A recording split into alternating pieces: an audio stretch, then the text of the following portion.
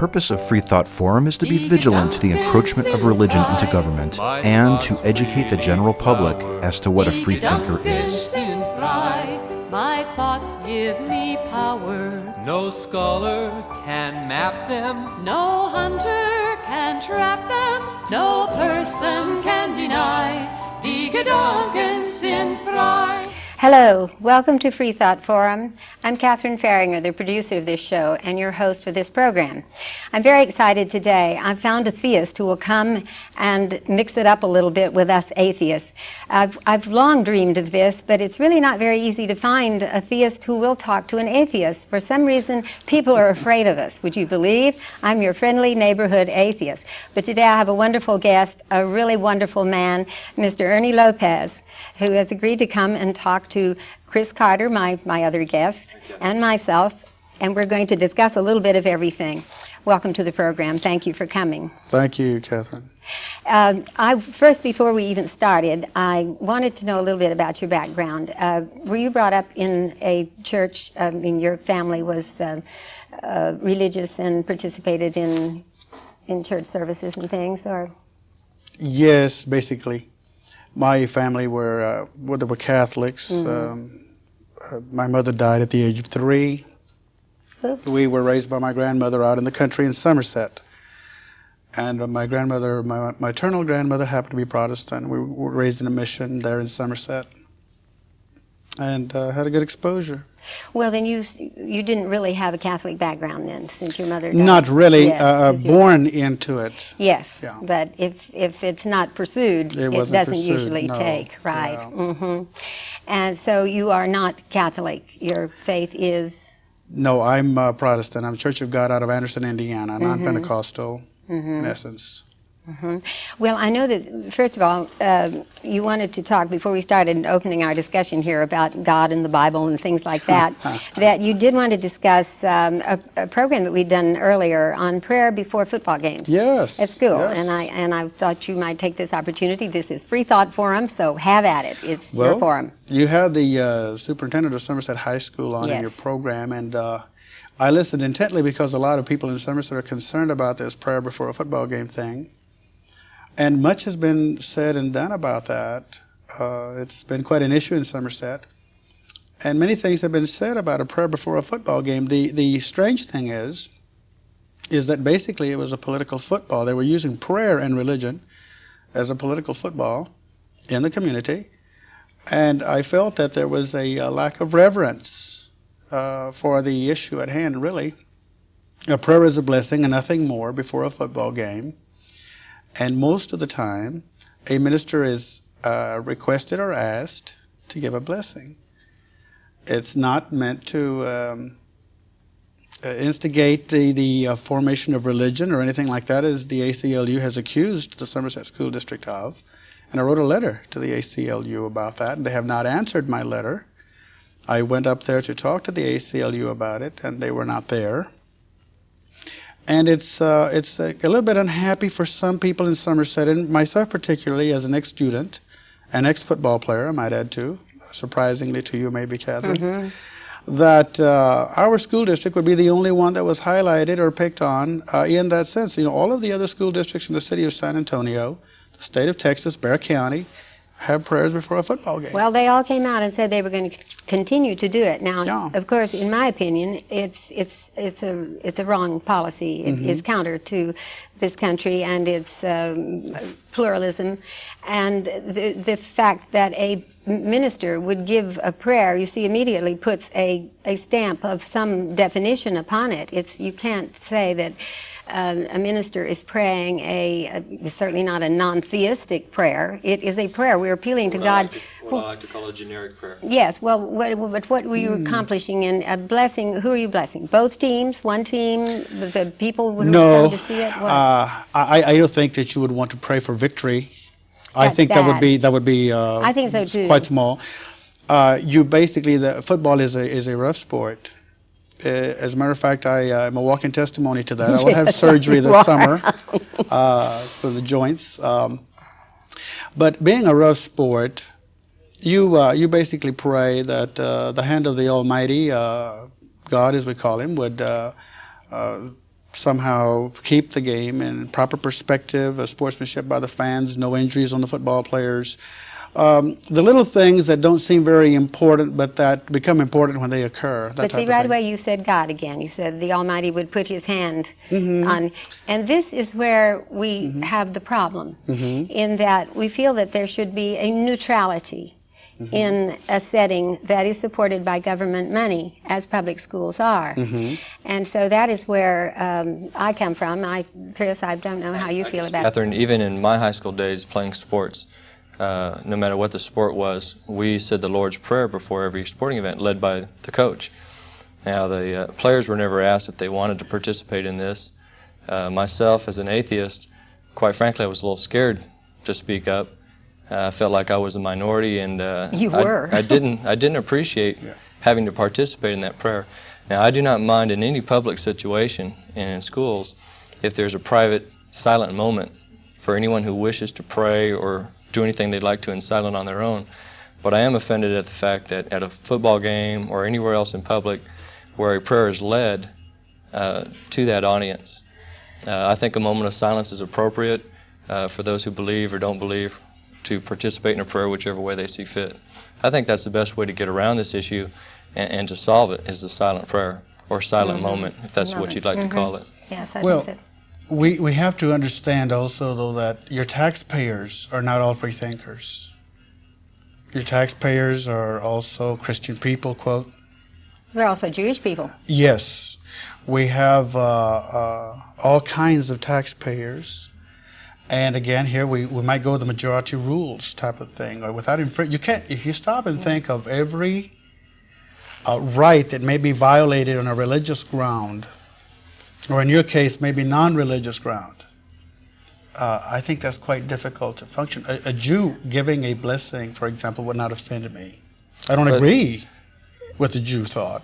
Our country isn't founded, though, on majority rule. It's founded on equal representation.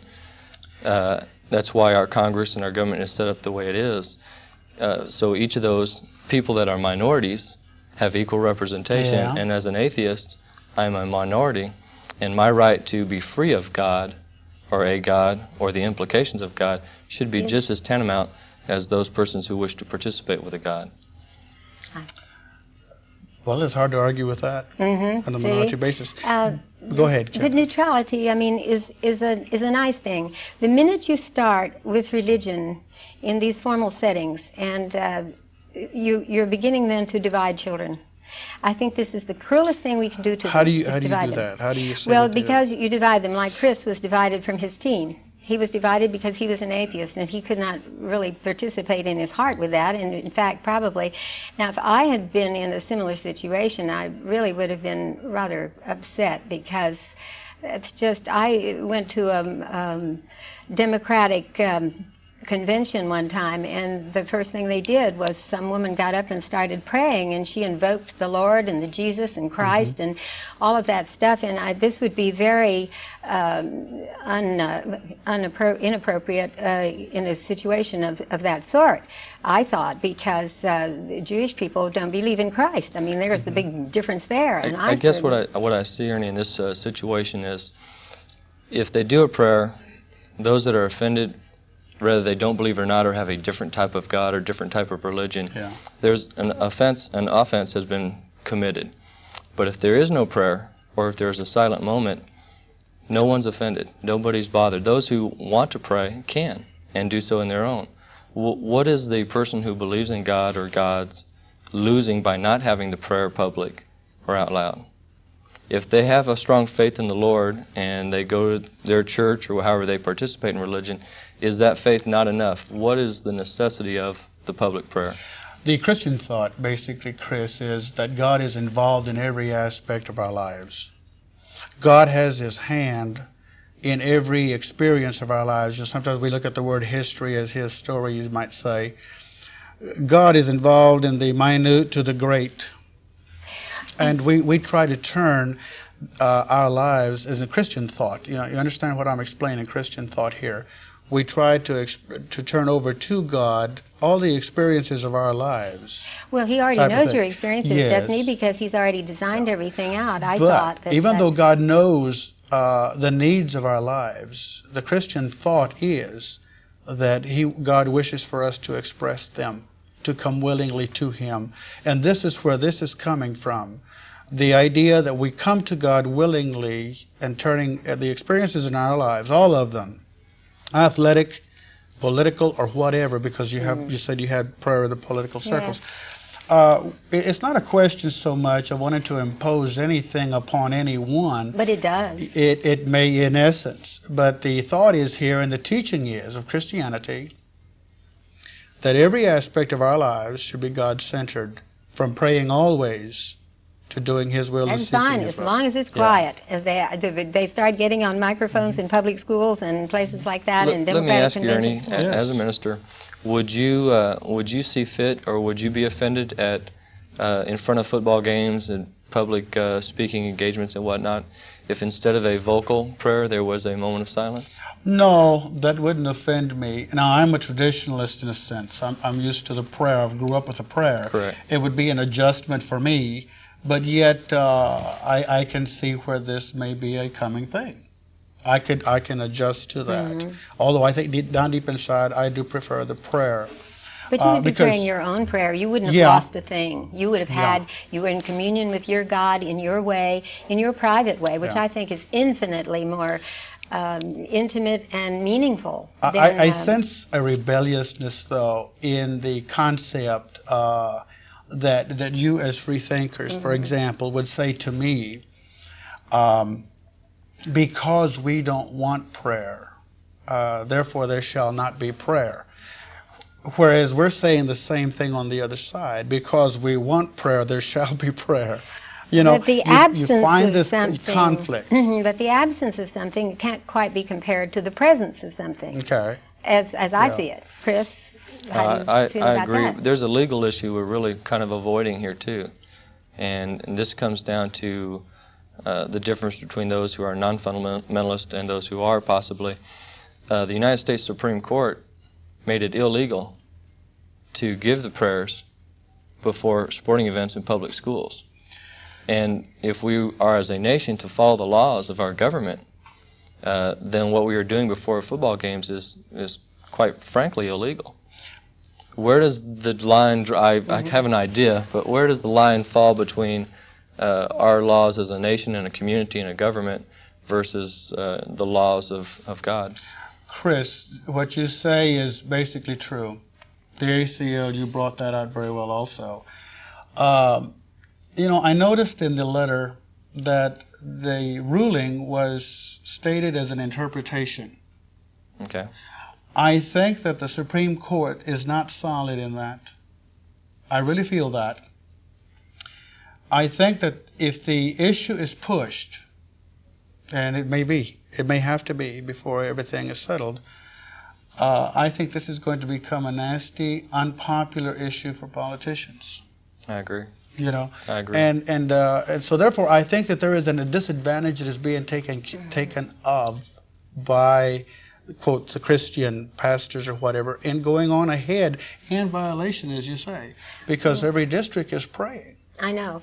Well, this upsets me too, in that not only are the ministers in favor of this and continuing to do it, and even at times snatching a microphone and doing it, but the school superintendents in other districts were also saying, we will pursue this until we are told to stop. Yeah. Now, they are saying, they're setting for their children the example of going against the laws of this land, going against their own constitution, which is there to protect them for all their freedoms, their freedom to believe as they want, to pray to whom they want, all of that sort of thing. They're saying, go against it. I mean, do you see the dichotomy here? I see your line of reasoning, but there is another Christian concept that maybe you're not familiar with. And this is a strong concept, Catherine, in the Christian thought, and that is that Christians hold to a higher law. Well, I've heard that, and this is dangerous. It may be dangerous. You know, Christ violated certain laws, even spiritual laws of his day. He did. He stole a horse one time. That was bad. Well, I'm not sure he stole it. He might have borrowed it. Well, he told his disciples to steal it for him. It might have been a donkey. I'm not sure. But anyway, Catherine, the thing is that Christian people have a strong commitment to these higher laws of God as versus the laws of man. And I'm not sure that this is going to be changed.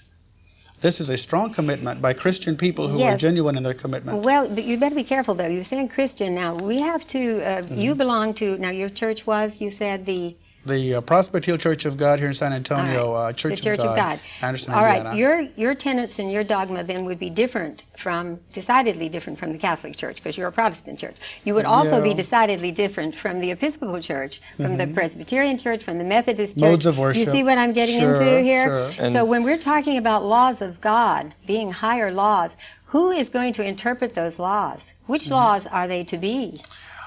That's a good point, but I think that most Christians, denominations may interpret those according to their denominational concepts. That's it. Yeah. And then we're going to get denominations. There are some unions, though, however. Go ahead.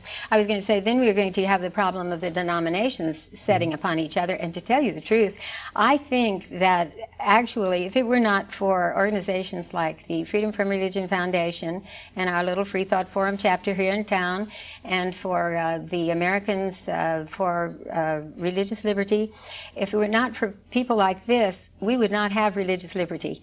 You would find that somebody else, if some other religion were stronger and bigger and tougher, as you said, the majority rules, by golly, if that happens, you might end up eating humble crow and having to switch your thinking or else. Not necessarily. You see what I mean? No, because, Catherine, the Christian movement, quote, for lack of a better word, the Christian movement has always been a minority of your people. We're not a majority. Christians basically have always moved on a minority. Well, they're a majority in this country as far as religions go. They're strong, but yes. they say that Muslims are, They're strong. Islam is coming up big here everywhere. But Christianity will move with 2 or 3. The Islamic religion is the fastest growing religion in the world today and in the United States. And I guess I wonder if those that wish to put prayer in school, not just a silent moment, but actual prayer and Bible study, creationism and whatnot, I wonder if those same people would permit that if we had a Muslim president, a Muslim Congress, and said that we had to partake in the Muslim faith in the school system. I wonder if those that support the Catholic or Protestant views in this country would be so agreeable to religion in the school system or in the government. Yes, if it were I doubt that we would be, because you have a difference in your Muslims and your Christian thought. Sure you do. Yeah, so we would be probably offended by that, yes. I guess one other thing I have a problem with is the fact that the law of God being above that of man, and those that follow that rule on issues such as abortion is another issue that's hot today. But basically we found that religion is not void of corruption, of bad people in the wrong spots having power. Yes. They're human beings. And basically you have a corruptible person with a lot of power who can lead people who are taught through their studies to go on faith, blind faith. What happens when we have a gentleman who's that powerful? Well, we had one. He took a bunch of people to South America and they all killed themselves. That's what the scary part of religion is. And if that gets involved in our government process, which they're working on, you have an Iran situation on your hands. You have corruption not only in the church. You have it wherever man may be. Sure. I would like to tell you that all of our politicians are respectable and truly honorable. I'd like to say that. Well, they can't. So that's to say that there's corruption only or in Christianity. Yes, but I would venture this. I will bet more of them are a Christian of the Christian faith than any other. I don't want to be taken wrong here, and I'm not saying that the corruption is only in the religious faith, because it's not. That's what I'm trying to say too. My fear there is a politician who's in office is questioned daily by reporters, by those that are against his views. He's kept in line to a certain degree, no matter what he does. Not too much. But he is as far as the laws and who he can guide into what direction. But a religious leader can in fact get hundreds and thousands of people, if not millions, to follow him into areas that they're not to question. Well, there's the emotional appeal. Not necessarily. Yes, in a sense, yes, Chris, and I can follow your train of thought. But we do have agencies at the headquarters who are in essence, helpful. They understand the situation. No person should really step out of line. There's a way of checks and balances a little bit even in the church. We do have pastors, by the way, who can be troublesome. Maybe they never really received the call that they think they did. Type of thing from our perspective. You see. Well, you can trick your mind can do strange things. I know that. Okay. Let me ask you another question. I'm just curious about this. Sure. Do you feel that ministers or priests who go beyond the laws of the land, the government laws, if that is seen to be bad by the church, do you think that person should be accountable in the legal system, or do you think the church only should keep that person accountable? We have cases last summer where a gentleman molested 2 children. Well, hardly a gentleman. Well, it was found out that 9 years previous to that he'd done the same thing, and the family was told the church would take care of it. We're going to send him to a resort where we have counselors and psychologists and people talk to him and help him with his problem. As it turned out, the gentleman never was sent. And I don't mean to pick on one issue, it's an example. No, I understand. And it's a horrible example, Yes. and I know you would agree to that. Yes. But this gentleman was never susceptible to the laws of our land, our police and so forth. And here he is, he's not that our legal system gets everybody out, but this gentleman was taken care of by the church and obviously wasn't taken care of by the church. No, I frown on that, Chris.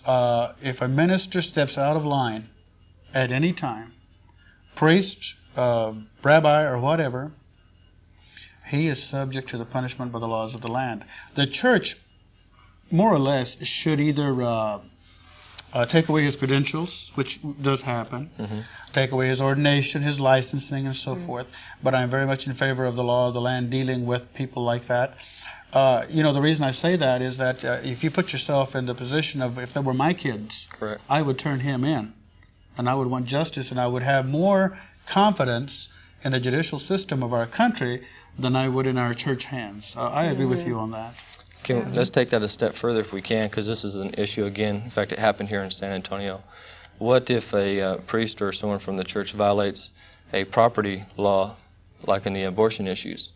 Do you again feel that they should be arrested and put in jail, as is what happened? Let me tell you where I'm breaking the law, and this might tell you a little bit more. Okay. Harboring illegal aliens. Okay? There's a law against that. But right there in our church, and goodness, I hope nobody comes and picks me up after I say that here. But Probably will. we had a family from Guatemala with 2 young kids with no money, no food, nothing really. And they had no place to sleep. Well, Christian concept says that we help our fellow man. We gave them room and lodging and sent them on their way, and I think our church would do it again. Many churches are involved in the sanctuary movement. I think that sometimes you split hairs on that thing. You know, if you see somebody that's hungry and thirsty, I don't know where you might draw the line, but it's terribly hard when your fellow man is crying to you for succor of some kind. It really is. It's a difficult situation. While we keep talking about God and the hand of God and all that, and that's what I did want to talk about, it was a definition of God that I can know where we stand. I mean, he has hands then. If we speak of the hand of God... No, it's a figure of speech. Oh, it is? I think it can. I think it can. Because I was wondering the other day, I know this is sort of a silly thing, but it was going through my head. They always talk about God made man in his image. Yes. Well, I have a problem with that because look how many different kinds of people there are and how different shapes and sizes and things and colors and all. And so how do you home in? And then, of course, if he did make them in his image, he'd have to know all about his internal organs and everything too, wouldn't he? Because he planned all those out. I mean, it's not like we're just cardboard figures or something. We've got insides too. And I just wondered, does God have insides? I mean, does he have a heart and liver and things like that? Or I mean, if he's got hands and his feet, they're always talking about going to heaven and sitting at the feet of. Is your heaven like that? Do you believe that you sit at the feet of God? I think my heaven is sort of like a utopia, like most people would really have a concept. God, Catherine, according to the Bible definition, is spirit and truth. other definitions is a great light. I see God as a supreme being that has, for example, I'm not sure what God looks like. No man has ever seen God. But he exists. And I think the word image is to be taken in it's an image, but you know, the word image means what? You have too much to play with in the word image. So I don't think we have to look for specifics here. Well, what do they mean then when they say made in his image? I think that God is omnipresent, omniscient. God has logical, rational thoughts like we do. Supposedly he has a brain. Feelings. Well, to be rational, God would have to have something that resembles a brain, an image of a brain. I don't know that we can go into the, I was going to try to say this word, anthropomorphical. Mm-hmm. I hope I got that out. My tongue rolled a little bit. bit. I have a problem we with several of the syllables. We give God these anthropomorphical concepts, morphic concepts. For our own understanding, I think, of what we're talking about, more than what God really is. Well, I was reading the other day, and this struck me. I didn't know there was such a thing as an agnostic theology. Did you know that? Mm-hmm. Well, I have some concepts of them. Yes, with the idea being that in agnostic theology, did you know this, Chris? Yes, I just found it out. Yeah. Oh, I'm learning every day. Never too old to learn a new trick.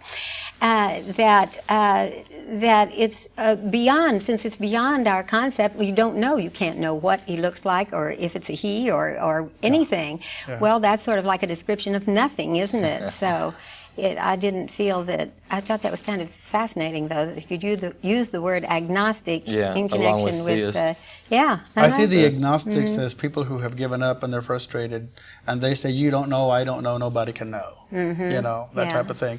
And I think that the atheist takes more of a hardline position, and he says there isn't. No, he didn't say there isn't. He says he lives without one. I'm glad you jumped on that. As an that's atheist, it. Ernie, As atheists, we have that's a concept that we have. You know. I know, and that's unfortunate. And we try. Well, what is your position then? The position is that I live atheist, means without God. I just live my life without a God. And there is none in my life. I've never found one by description or by reading, by going through the Bible. Certainly not that horror. I could not bring myself to. An atheist doesn't see the necessity for a God, for moralistic views or reasoning, that we feel that we can do that all on our own, and that it was created by mankind as we evolved through time and became a social society versus animals who roam the land. About 12,000 years ago, man started forming communities as they learned how to use agriculture, and they used how to tame animals and sheep and lamb. And along with that came laws and morality, as they had to learn to live with each other and to defend themselves. Can you believe we have to live with each other, and we're going to have to do this again sometime? I think we're about out of our time. I just wanted to ask you if you believe there was a God or there wasn't, you know, because you're saying that you can live without a God. No, you live without it because you don't believe there is one. You have not. There's not been one to accept. You haven't denied his existence, then, in essence, is that correct? Yeah, to deny, you have to have something to deny. Okay. I can't. So well, to me, religion and God can be two different there again. issues It's the absence of something rather than, as we were talking about, the absence of prayer rather than the imposition of it. So we have an absence of a God, and certainly no need to worship God. Well, that's it for Freethought Forum, and we'll see you again next week. And I certainly hope Ernie will come back again and talk some more about God. Thanks, Catherine. I think as I please, and this gives me pleasure.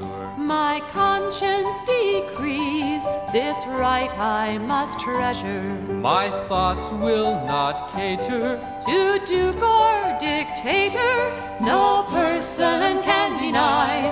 Die Gedanken sind frei, no person can deny. Die Gedanken